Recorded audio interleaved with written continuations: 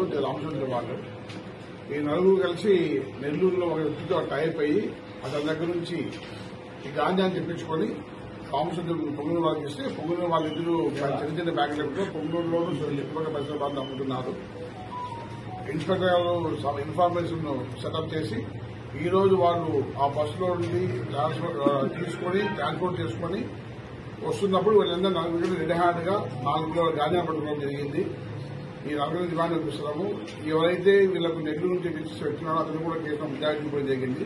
అతను కూడా తొందరలో పట్టుకొని దీనికి ఉన్న చైన్ లింక్ మొత్తం బయట తీసుకోవాలి.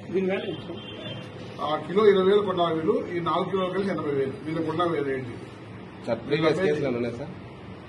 పాత కేసులు ఉన్నాయా సార్? వీళ్ళు పాత కేసులు అలాగే ఒకతని మీద 2 అలా కేసులు ఉన్నాయి, సస్పెన్షన్స్ ఉన్నాయి.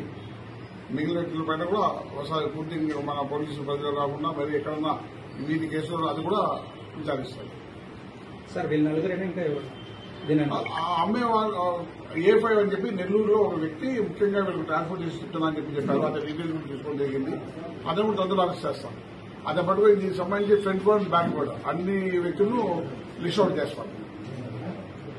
సార్ వీళ్ళకి ఎలాంటి శిక్షలు వేస్తున్నారు? ఈ గంజాయి తరలిస్తున్న వాళ్ళకి ఎలాంటి శిక్షలు వేస్తున్నారు? కోర్టు ఇష్యూస్ అన్ని కనెక్ట్ చేసి పెట్టుకోవాలి. చట్ట ప్రకారం క్రిమినల్ శిక్షలు ఉన్నాయి.